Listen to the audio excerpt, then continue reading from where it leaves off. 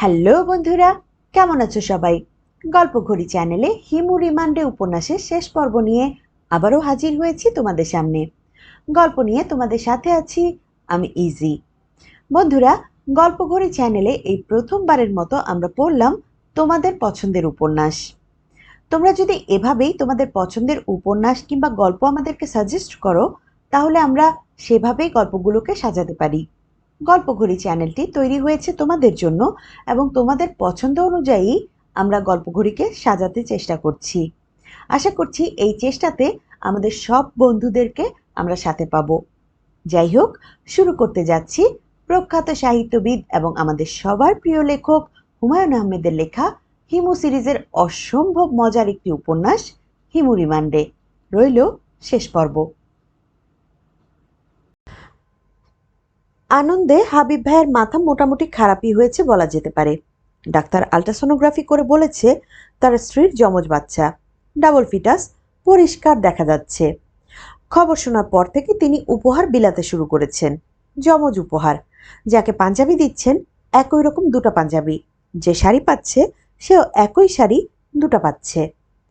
আমার জন্য তিনি উপহার নিয়ে এলেন ডাবল মোবাইল। কাচুমাচু মুখ করে বললেন, আপনাকে ভালো কিছু দিতে চাই, এর চেয়ে ভালো কিছু আমার মাথায় আসে নেই। এই যন্ত্র দুটো দিয়ে আমি করব কি? একটা তো আপনি দুদিন পরেই হারিয়ে ফেলবেন, তখন অন্যটা দিয়ে কথা বলবেন। প্রতি মাসের 1 তারিখে আমি 2টা মোবাইলে ফ্লেক্সি লোড করব। ফ্লেক্সি লোড কি? টাকা জমা দেবার ব্যবস্থা। আপনি তো দুনিয়ার কিছুই জানেন না, আপনার জানার দরকার নাই, আমরা আছি না। এই বিষয়ে আর কথা বলবেন না হিমু ভাই। আচ্ছা, মোবাইল বিষয়ে কথা শেষ। যমজ বাচ্চার নাম কি আলাল দুলাল ঠিক আছে? হাবিব ভাই দীর্ঘ নিঃশ্বাস ফেলে বললেন, আপনার ভাবির কথা বিবেচনা করে মেনে নিয়েছি। 9 মাস কষ্ট তো সেই করবে, তার একটা দাবি আছে না। তবে আমি আলাল দুলাল ডাকবো না, আমার নিজের কথারও তো একটা সম্মান আছে। আপনি কি ডাকবেন? আমি বড়টাকে ডাকবো আলা, ছোটটাকে দুলা। আলা দুলা।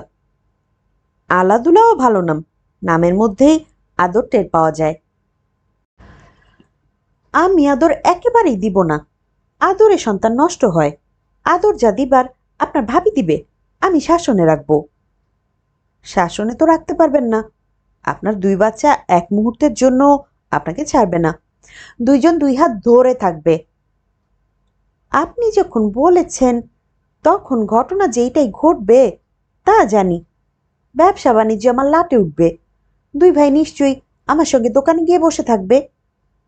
তা তো থাকবেই। হাবিব ভাইয়ের চোখে আনন্দে পানি এসে গেছে। তিনি চোখের পানি গোপন করার জন্য অন্যদিকে তাকিয়ে আছেন। তিনি বিড়বিড় করে বললেন, আপনার ভাবি মনটা সামান্য খারাপ করবে, হাজার হলেও মা। কি বলেন হিমু ভাই? হাবিব ভাই চোখ মুছছেন। আমি অবাক হয়ে ভাবছি, অপূর্ব এসব মুহূর্ত যিনি সৃষ্টি করেন তিনি কি দেখেন, নাকি তিনি সব আনন্দ বেদনার ঊর্ধ্বে? যদি আনন্দ বেদনার ঊর্ধ্বে হন, তাহলে আনন্দ বেদনা কেন তৈরি করেন? হিমু ভাই বলুন। মোবাইলটা দিয়ে একটা টেলিফোন করুন, আমি নিজের চোখে দেখে যাই। ব্যাটারি ফুল চার্জ দেয়া। আমি শোভাপুকে টেলিফোন করলাম। শোভাপু, বকুল কেমন আছে? শোভাপু আনন্দিত গলায় বললেন, ওর বকুল নাম আমি বদলে দিয়েছি, ওর নাম রেখেছি কটকটি। সারা দিন কটকট করে কথা বলে আর গান শোনায়। এই মেয়েটার গানের গলা তো ভালো। আপু, মেয়েটাকে গান শিখিও, একদিন এই মেয়ে গান গেয়ে খুব নাম করবে, দেশে বিদেশে তার নাম ছড়াবে। বিদেশের বড় বড় রেকর্ড কোম্পানি তার রেকর্ড বের করবে। বিদেশে তাকে সবাই ডাকবে সংবার্ড অফ বেঙ্গল নামে। তুই এমনভাবে কথা বলছিস যেন সব জেনে বসে আছিস। তুই এত বোকা কেন? আমি প্রসঙ্গ পাল্টালাম, গম্ভীর গলায় বললাম, আপু, চিঠিটা পড়ে শোনাও। শোভাপু বলল, কোন চিঠি পড়ে শোনাবো? দুলাভাইয়ের চিঠি। আজ বুধবার না, চিঠি দিবস। দুলাভাইয়ের চিঠি পাওনি? না। না কেন? তোর দুলাভাই কি চিঠি লিখবে? ওর মন মেজাজ ভয়ঙ্কর খারাপ, তাকে নাইখংছড়িতে বদলি করে দিয়েছে। সে কি? শাস্তিমূলক বদলি, সোমবার চলে যাবে। তার ডিমোশনও হয়েছে। আয়না মজিদ তার হাত থেকে পালিয়ে গেল, ডিমোশন তো হবেই। আচ্ছা, সত্যি করে বল তো, তুই কি আয়না মজিদ? না। আমার সঙ্গে মিথ্যা কথা বলবি না। আমি তোর বোন। সবার সঙ্গে মিথ্যা কথা বলা যায়, বোনের সঙ্গে মিথ্যা বলা যায় না। কারণ জানতে চাস? চাই। কারণ সব সম্পর্কে হিসাব আছে, দেনা পাওনা আছে। মা ছেলের সম্পর্কে আছে, আবার বাপ ছেলের সম্পর্কেও আছে। শুধু ভাই বোনের সম্পর্কে হিসাব নাই, দেনা পাওনা নাই। শোভাপু, আমি আয়না মজিদ না। তাহলে তুই কে? আমি তোমার ভাই। তুই এমনভাবে কথা বলিস, চোখে পানি এসে যায়। আমি টেলিফোন রাখলাম। হাতের কাছে পেন্সিল থাকলে আঁকিবুকি করতে ইচ্ছা করে, হাতে মোবাইল থাকলে কথা বলতে ইচ্ছা করে। আমি খালু সাহেবকে টেলিফোন করলাম, বাদলের খোঁজ নিতে হবে। কে? হিমু? এতদিন কোথায় ছিলে? আমি পাগলের মতো তোমাকে খুঁজছি। কেন? আমার সর্বনাশ হয়ে গেছে হিমু। হারামজাদা আয়না মজিদ আবার টাকা চেয়েছে। কত চেয়েছে? বলেছে প্রতি মাসের প্রথম বুধবারে তাকে 1 লাখ করে টাকা দিতে হবে। আমি এখন কি করব বলো তো? কি আর করবেন, টাকা দিয়ে যাবেন। এত কষ্টের টাকা আমি দিয়ে যাব, এটা তুমি কোনো কথা বললে? হিমু, তুমি ওই বদমাসটার সঙ্গে আমার একটা নেগোসিয়েশন করে দাও। 2 লাখ দিয়েছি, প্রয়োজনে আরো 1 লাখ দেব। আমাকে যেন মুক্তি দেয়। আমি বললেই সে আপনাকে মুক্তি দেবে? হ্যাঁ, দিবে। তোমার বিষয়ে তার কিছু সমস্যা আছে, বারবার তোমার কথা জিজ্ঞেস করেছে। তোমাকে নাকি তার খুব দরকার। হিমু, হাতের কাছে কাগজ কলম আছে? একটা টেলিফোন নাম্বার লেখো, আয়না মজিদের নাম্বার। আমাকে বলেছে তোমার সঙ্গে যোগাযোগ হওয়া মাত্র যেন এই নাম্বার তোমাকে দেয়া হয়। হিমু, ফর গড সেক, এক্ষুনি টেলিফোন করো। বাদল কেমন আছে? বাদল কেমন আছে পরের ব্যাপার। তুমি এক্ষুনি টেলিফোন করো, এক্ষুনি, এই মুহূর্তে। ফর গড সেক, নাম্বারটা লেখো। টেলিফোন করতেই ওপাশ থেকে ভারী শ্লেষ্মা জড়িত গলায় একজন বলল, আপনি ক্যাডা? কারে চান? আমি বললাম, আয়না মজিদকে চাই, তাকে বলুন হিমু কথা বলবে। আয়না মজিদ কেডা? চিনেন না? যে না, আমার নাম ফজলু, আমার রড সিমেন্টের দোকান। ভাইজান মনে হয় লম্বরে ত্রুটি করেছেন। টেলিফোনের লাইন কেটে দেওয়ার সঙ্গে সঙ্গেই আয়না মজিদ টেলিফোন করলো। বুঝলাম এটাই সিস্টেম, মাঝখানে ফজলুর নাম্বার সিকিউরিটি সিস্টেমের অংশ। হিমু? হুম? আপনাকে আমার অত্যন্ত প্রয়োজন। আমার নিজের জন্য না, লম্বুটার জন্য। আপনি তো জানেন সে গভীর রাতে এক বকুল গাছের চারপাশে ঘোরে। আমি ওর চক্কর বন্ধ করব। আপনার সাহায্য দরকার। আপনি অবশ্যই আজ রাতে আসবেন বকুল গাছের কাছে। একা আসবো নাকি ওই রাতের মতো কোনো অতিথি নিয়ে আসবো? আপনি একাই আসবেন। আজ রাতের পর আপনাকে আমার আর প্রয়োজন হবে না। আয়না মজিদ লাইন কেটে দিল। আকাশে নানান ধরনের চাঁদ ওঠে। কবি সুকান্তের বিখ্যাত ঝলসানো রুটি মার্কা চাঁদ, রবীন্দ্রনাথের মায়াবী চাঁদ, যে চাঁদের আলোয় সবাই মিলে বনে যেতে ইচ্ছে করে। আজ উঠেছে জীবনানন্দ দাশের চাঁদ, মরা চাঁদ, কুয়াশা মাখা জ্যোৎস্না, যে চাঁদ লাশ কাটা ঘরের কথা মনে করিয়ে দেয়। স্থান রমনা পার্ক, বকুলতলা। আমি, আয়না মজিদ এবং টাইগার দাঁড়িয়ে আছি পাশাপাশি। আমাদের সামনেই লম্বু খোকন। সে দাঁড়িয়ে নেই, বকুল গাছকে ঘিরে চক্কর দিচ্ছে। লম্বু খোকনকে আজ আরো লম্বা লাগছে। সে শুধু যে চক্কর দিচ্ছে তা না, বিড়বিড় করে কি সব যেন বলছে। দৃশ্যটায় গা ছমছমে ব্যাপার আছে। আয়না মজিদ গলা খাকারি দিল। লম্বু খোকন চমকে তাকালো, ফিসফিসানি গলায় বলল, বস। কি করছো? ঘুরতেছি বস। কেন? লম্বু খোকন এই প্রশ্নে থতমত খেয়ে গেল, যেন জবাব তার জানা নেই। আয়না মজিদ থমথমে গলায় বলল, চক্কর কেন দিচ্ছ বলো? এক্সারসাইজ করি। এক্সারসাইজ করলে শরীর ভালো থাকে। এক্সারসাইজ কতক্ষণ করো? বেশি না, অল্প সময় করি। গতকাল কতক্ষণ এক্সারসাইজ করেছো? ইয়াদ নাই। কে তোমাকে এক্সারসাইজ করতে বলেছে? কেউ বলে নাই। আয়না মজিদ আমাকে দেখিয়ে বলল, চক্কর দেওয়ার ব্যাপারটা তোমাকে হিমু করতে বলে নাই? লম্বু খোকন বেশ কিছু সময় আমার দিকে তাকিয়ে অস্পষ্ট গলায় বলল, ইনাকে চিনলাম না। হিমুকে চিনতে পারছো না? যে না। সিগারেট খাবে? নাও একটা সিগারেট খাও। যে না। না কেন? চক্কর দেওয়ার সময় বিড়ি সিগারেট খাওয়া নিষেধ। নিষেধ কে করেছে? কে নিষেধ করেছে বলতে পারবো না, তবে বিড়ি সিগারেট মদ গাঁজা সব নিষেধ।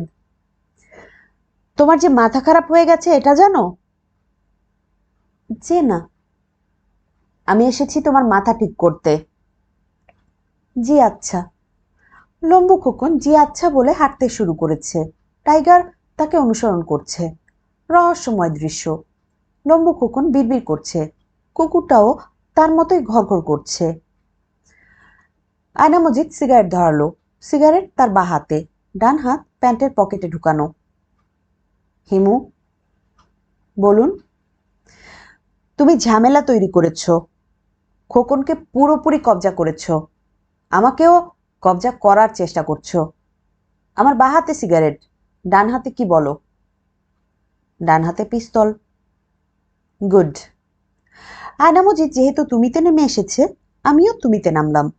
গল্প বলার ভঙ্গিতে বললাম, তোমার ধারণা হয়েছে আমাকে গুলি করে মারলেই তোমরা দুজন সব ঝামেলা থেকে মুক্ত হবে? আমার ধারণা কি সত্যি? সত্যি হবার সম্ভাবনা আছে। আয়না মজিদ বলল, ভয় পাচ্ছ না? আমি বললাম, ভয় পাচ্ছি। ভয় তুমিও পাচ্ছ। আমার ভয় পাওয়ার ব্যাখ্যা আছে, তোমার ভয়ের ব্যাখ্যা নেই। আয়না মজিদ বাঁ হাতে সিগারেট ফেলে দিয়ে পা সামান্য ফাঁক করে দাঁড়ালো। মনে হয় এইভাবে দাঁড়ালে গুলি করা সহজ। আমি বললাম, যেখানে দাঁড়িয়ে আছি সেখানেই থাকবো নাকি আরেকটু কাছে আসবো? আয়না মজিদ জবাব দিল না। পকেট থেকে পিস্তল বের করলো। আমি কয়েক পা কাছে এগিয়ে গেলাম। আমার বাবা মহাপুরুষ তৈরির কারিগর ভয় বিষয়ে লিখেছেন, সব জয় করা যায়, সুউচ্চ এভারেস্ট জয় সম্ভব, ভয় জয় করা সম্ভব না। একজন মহাপুরুষ এই অসম্ভবকে সম্ভব করবেন। যখন তিনি এই কাজটি পারবেন সেই দিন। খুট করে শব্দ হলো। পিস্তলের সেফটি ক্যাচ খোলা হলো। লম্বু খোকন চক্রাকারে ঘোরা বন্ধ করে আয়না মজিদের পাশে এসে দাঁড়িয়েছে। মনে হয় তার ঘোর কেটে যেতে শুরু করেছে। কুকুরটা এখনো ঘুরছে। সে তার চক্র অনেক বড় করেছে, আমাদের সবাইকে চক্রের ভেতর নিয়ে নিয়েছে। তবে তার দৃষ্টি আয়না মজিদের দিকে। সে হঠাৎ মাথা উঁচু করে বিলাপের মতো ডাকল। সঙ্গে সঙ্গে আমার ভয় কেটে গেল। কেউ একজন পিস্তল নিয়ে আমার সামনে দাঁড়িয়ে আছে, যে কোনো মুহূর্তে গুলি হবে, এটা মনে থাকলো না। বরং মনে হলো মরা চাঁদের আলোয় আমরা তিনজন এবং একটা কুকুর পার্কে বেড়াতে এসেছি। আমি সহজ গলায় বললাম, আয়না মজিদ, তুমি কি লক্ষ্য করেছ কুকুরটা তার চক্র বড় করেছে? আমরা সবাই সেই চক্রের ভেতর। আমি চক্র থেকে বের হতে পারবো, কিন্তু তুমি এবং তোমার সঙ্গী কখনো পারবে না। টাইগার তোমাকে চক্র থেকে বের হতে দেবে না। আয়না মজিদ জবাব দিল না। পিস্তল সে এখনো আমার দিকে তাক করেনি। এর অর্থ কিছুক্ষণ সময় এখনো আমার হাতে আছে। আমি আয়না মজিদের দিকে তাকিয়ে হাসতে হাসতে বললাম, ফায়ারিং স্কোয়াডে যাদের মারা হয় তাদের শেষবারের মতো একটা সিগারেট খেতে দেয়া হয়। বহুদিনের পুরনো নিয়ম। এই নিয়মে আমি একটা সিগারেট কি পেতে পারি? 2 থেকে 2.5 মিনিট সময় নেব। অসুবিধা আছে? আয়না মজিদ চাপা গলায় বলল, না। সে পকেট থেকে সিগারেটের প্যাকেট এবং লাইটার আমার দিকে ছুঁড়ে দিল। আমি আয়োজন করে সিগারেট ধরালাম। হাতে 2.5 মিনিট সময় আছে। 2.5 মিনিট অতি দীর্ঘ সময়, কারণ আইনস্টাইনের থিওরি অফ রিলেটিভিটি কাজ করতে শুরু করেছে। টাইম ডাইলেশন হচ্ছে। 2.5 মিনিট এখন অনন্তকাল। কথা শেষ হবার আগেই পরপর 3বার গুলি হলো। আয়না মজিদ গুলিটা আমাকে করেনি, টাইগারকে করেছে। গুলি লাগেনি। টাইগার নির্বিকার। সে ঘুরেই যাচ্ছে, তবে তার গতি এখন অনেক বেশি। আমি সিগারেটে টান দিয়ে বললাম, আয়না মজিদ, আমার কি ধারণা জানো? আমার ধারণা পারুল নামের তোমার ছোট বোনকে তুমিই ধাক্কা দিয়ে নদীতে ফেলেছ। সেটাই ছিল তোমার জীবনের প্রথম খুন। প্রকৃতি এই কারণেই পারুলকে এবং টাইগারকে তোমার কাছে ফেরত পাঠিয়েছে। তোমার পিস্তলে আরও 3টা গুলি থাকার কথা। চেষ্টা করে দেখো। কুকুরকে লক্ষ্য করে গুলি করলে হবে না, একটু সামনে করতে হবে। লম্বু খোকন বলল, বসের পিস্তলে 3টার বেশি গুলি কোনো সময় থাকে না। 3 ওনার জন্য লাকি। পিস্তল নিয়ে বস যখন বাইর হন, গুলি 3টার বেশি থাকে না। বস, ঠিক বলেছি? আয়না মজিদ জবাব দিল না। সে ভীত চোখে কুকুরটার দিকে তাকিয়ে আছে। মনে হচ্ছে কথা সত্যি। পিথাগোরাস বিশ্বাস করতেন সংখ্যায় ঈশ্বর। ঈশ্বর নিজেকে প্রকাশ করেন সংখ্যায়। 3 সংখ্যায় তিনি আছেন। 3 অতি রহস্যময় সংখ্যা। 3 হলো মাতা, পিতা ও সন্তান। 3 হলো আমি, তুমি এবং সে। 3 হলো অতীত, বর্তমান এবং ভবিষ্যৎ। বকুল গাছের নিচেও 3 জন, আয়না মজিদ, লম্বু খোকন এবং একটি কুকুর। কুকুরটাকে কেন জানি খুবই ভয়ঙ্কর লাগছে। মরা চাঁদের আলোর অনেক ব্যাপার আছে। এই আলো দৃশ্য বদলে দেয়, স্বাভাবিক দৃশ্য অস্বাভাবিক করে দেয়। আয়না মজিদ বিড়বিড় করে বলল, আমাদের ছেড়ে দিন। আমি বললাম, কেউ তোমাদের ধরে রাখেনি, যেখানে ইচ্ছা চলে যাও। দুজন দুদিকে ঝেড়ে দৌড় দাও। কুকুরটা কনফিউজড হয়ে যাবে, কাকে ধরবে ঠিক করতে পারবে না। এই সুযোগে পগার পার। দুজনের কেউ নড়ছে না, নড়তে পারবে এরকমও মনে হচ্ছে না। আমি পকেট থেকে মোবাইলটা বের করলাম। লম্বু খোকন বলল, ভাইজান, কারে টেলিফোন করেন? তার গলায় রাজ্যের হতাশা। কে? দুলা ভাই? ঘুম ভাঙালাম? আপনি ভালো আছেন? Shut up. কষ্ট করে একটু কি আসবেন? রমনা পার্ক, আগে যেখানে কালী মন্দির ছিল তার কাছেই একটা বকুল গাছ আছে। I said shut up. আয়না মজিদ এবং লম্বু খোকনের সঙ্গে কথা বলার সুযোগ করে দিচ্ছি। এই সুযোগ দ্বিতীয়বার আসবে বলে মনে হয় না। দুলাভাই কিছু একটা বলতে চাচ্ছিলেন, তার আগেই আমি টেলিফোন রেখে দিলাম। আয়না মজিদের দিকে তাকিয়ে বললাম, আমি চলে যাচ্ছি। যাবার আগে একটা কথা বলে যাই। 2 ধরনের রিমান্ড আছে, পুলিশের রিমান্ড এবং প্রকৃতির রিমান্ড। পুলিশের রিমান্ড থেকে পালানো যায়, প্রকৃতির রিমান্ড থেকে পালানোর কোনো উপায় নেই। তোমাদের দুজনকেই প্রকৃতি রিমান্ডে এনেছে। ওদের পেছনে ফেলে আমি এগুচ্ছি। জ্যোৎস্নার আলো হঠাৎ খানিকটা স্পষ্ট হয়েছে। প্রকৃতি রহস্যের ফুল ফোটাতে শুরু করেছে। গাছে গাছে পাখিরা ডানা ঝাপটাচ্ছে, তাদের মধ্যে এক ধরনের অস্থিরতা। এরই সাথে শেষ হয়ে গেল হুমায়ুন আহমেদের লেখা হিমু সিরিজের অসম্ভব মজার একটি উপন্যাস, হিমু রিমান্ডে। বন্ধুরা, এই প্রথমবারের মতো তোমাদের পছন্দের উপন্যাস আমরা পড়লাম। আমাদের উপন্যাসটি ভালো লেগেছে। তোমাদের কেমন লেগেছে তা জানিয়ে আমাদেরকে মেইল করতে পারো, কমেন্ট করতে পারো। এবং আরও অনুরোধ থাকবে, তোমরা যে সমস্ত উপন্যাস বা গল্প শুনতে চাও তা আমাদেরকে মেইল করে কিংবা কমেন্ট করে জানিয়ে দিও, যাতে আমরা সেইভাবে গল্পগুলোকে রেকর্ড করে পাবলিশ করার ব্যবস্থা করতে পারি। গল্প শুনে যদি ভালো লেগে থাকে তবে গল্পটিতে একটি লাইক দিও, বন্ধুদের সাথে শেয়ার করো এবং চ্যানেলটিকে অবশ্যই সাবস্ক্রাইব করে নিও। আমি ইজি আজ বিদায় নিচ্ছি। গল্পঘড়ি চ্যানেলে খুব তাড়াতাড়ি হাজির হব নতুন কোনো উপন্যাস কিংবা গল্প নিয়ে। ততক্ষণ পর্যন্ত ভালো থেকো সবাই।